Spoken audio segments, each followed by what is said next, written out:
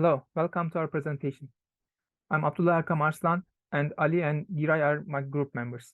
For this project of the course Medical Imaging, we proposed and implemented a gradient echo MRI simulator. We first start building our parameters based on an exemplary MRI GRE sequence simulation. So this is, for example, a simulation output for the IDEA consoles, Siemens TIM3 Tesla TIM Trio scanner. So as we look closely to values here, we see that the values are in perfect harmony, and our calculation results can be verified quickly here. So for the pixel bandwidth, value of the gradient, and the readout duration for these values, so we can test our understanding from starting from here. For example, in our code, we have 10 millitesla per meter GX gradient and 1.2 milliseconds of readout gradient, and 10 millitesla divided by ny number steps of GY phase encoding gradient. So as you see here, the values are shown here as the unit test results. So pixel bandwidth is also matching with the calculations, and other values are also matching.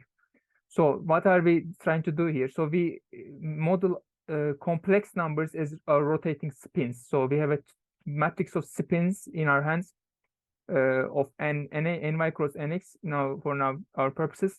So when we apply a gradient, we are actually changing the intrinsic frequencies of these spins at each different space locations. So by doing that, and also applying this phasor rotation for the matrix for the spins, we see that we can also model real part as the x component and imaginary part as the y component. So using these also, we can also interpret the results. And as you see here, so when the gradients are also actually applied during the gradient echo sequence, so these are the underlying effects that are seen here. Applying a y gradient dephases the spins in a controlled manner, and you also use that information to reconstruct your image.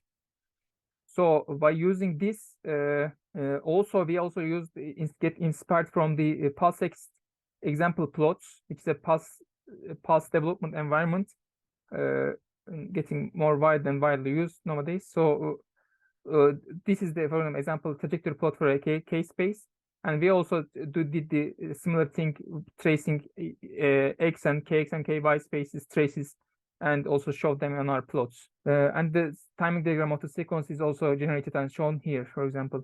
And what are we doing here? So when we are monitoring our signals for every ny iteration, and these types of debugging plots can be commented out and can be viewed. So for every iteration, there is an echo is coming from here.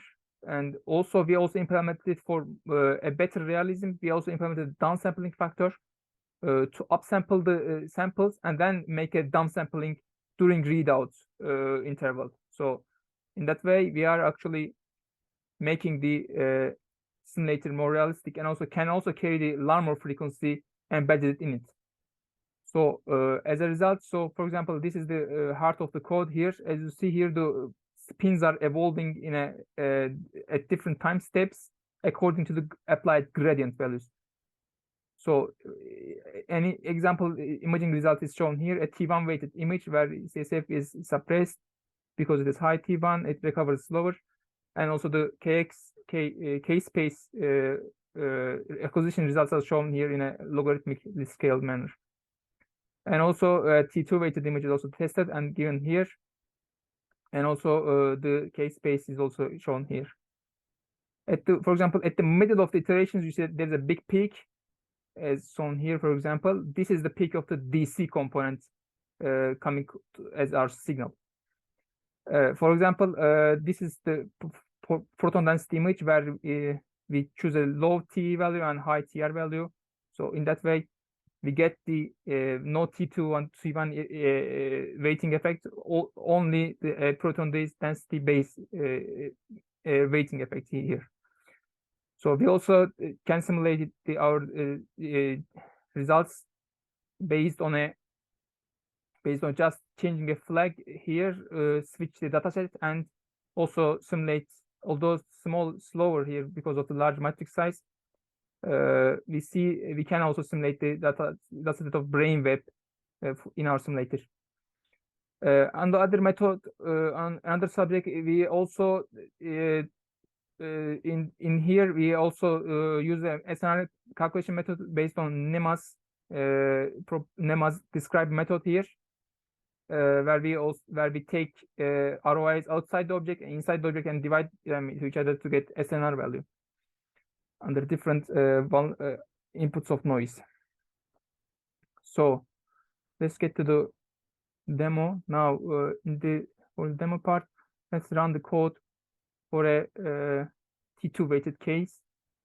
Here, let's see, yeah, no downsampling, low sample number, and quickly we see that the image is shown here. Also, the case space acquired data in the S matrix here, signal matrix, and also the traces of case space integrals of the time integrals of the gradients, which are proportional to case space traces. And yeah, as you can see here, the ground truth T2 weighting is seen here. Another example for T1 weighting, for example, 500 millisecond repetition time, running the simulator, and we get the T1 weighting now, where now CSF recovers slower, so it is getting a lower signal. So inverted version of this image is seen basically. So next we can next we can show the SNR implementation, SNR calculation implementation here. It's code. Yes, so one outside the when object doesn't reside, so one where the object is, and calculate some SNR value based on that. Yes, thanks for listening. Other group members now will present. In my own section, I will tell you about the noise and RF interference effect. Noise is an artifact whose value is determined by the signal to noise ratio called SNR. Basically, the SNR is the ratio of the signal amplitude value to the standard deviation of the small signals coming from the background for various reasons. It's an indicator that shows how clean the signal we receive is. RF interference, also known as zipper artifact, the occurrence of a radio frequency coming from outside through weak isolation or an open door, creating random phases at a specific frequency on the frequency bandwidth. For this, we first calculated the frequency difference created by the gradient magnetization. So we multiply our zipper artifact with the number of pixels we want to create from the center frequency and provide iteration in our frequency encode. Theoretically, we created S prime function, which is formed of some of these two functions. This is our signal data, and this is RF interference frequency added Larmor frequency phase, RF interference. So here, if the interference frequency lie within a certain x0 specific x0 point within the object's bandwidth, and also if we assume perfect modulation of Larmor frequency at this x0 location, we should see the manifestation of external RF interference at that specific frequency line only. On the other hand, we can see the beating patterns along the phase encoding direction. For example, here, this is RF frequency interfering, but we can see the effect of it along the direction, encoding direction, multiple times. And now we can show the MATLAB demo. Here, first, it is the noise code. We summed the original signal with a random signal, and also to make it zero mean noise, we subtracted half of the noise factor from our noise signal. If we look at the RF interference, this is our theoretical parameters to create an interference signal which added to the original signal, coil signal. Here, this part creates the random phases in that white line. And here we can choose the x location of the white line, omega RF center frequency plus minus pixel bandwidth multiplied with pixel number. So in this example, we want the white line to be in plus 10 location. So we multiply 10 with the pixel bandwidth. So here is the 10 pixel iterated plus 10 pixel iterated white line here. Our center frequency is in the 44th pixel. So if we look at the location, x location of this white line, we can see that 10 plus 44 is the location of it. So because of this dominant white line, the original image stays in the background with lower contrast.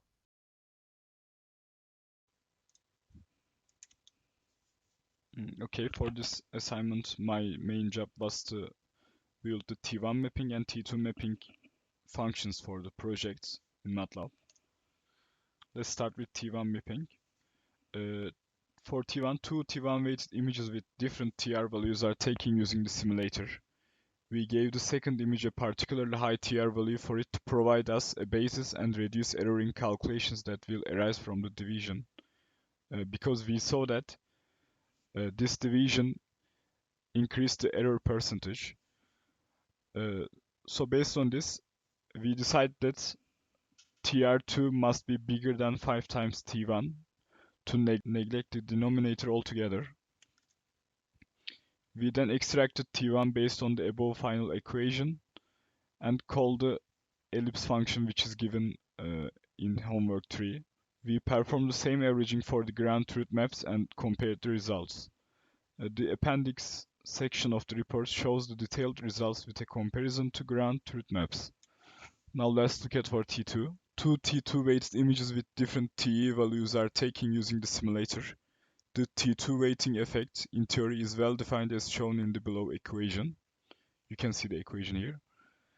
We extract T2 based on the above final equation and call the ellipse function again to perform averaging on the T2 values with an elliptical region of interest. We perform the same averaging for the ground truth maps and compare the results. Here you can see the table for our results. These are the error percentages. Most of the error in percentage is made mainly in low signal regions in T1 and T2 mappings. Low signal reception from those regions results in higher vulnerability due to limited FFT sample size errors and higher overall errors. And also you can see T2 values are bigger. As the signal values were comparatively lower for T2 weighted images, T2 maps had more percentage error compared to T1 maps. Now it's time for demo. Let's start from T1 function. This is the place where we calculate T1. This is evaluated at the report. And also these are the ellipse functions to get the average. Yes. This is our T1 mapping. Let's calculate the average for spinal fluid. And this is the ground truth.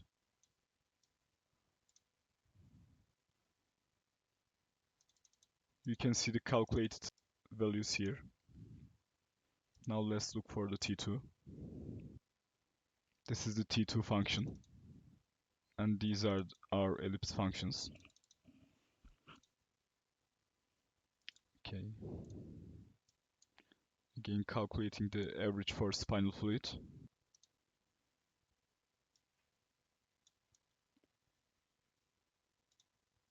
You can see the results here.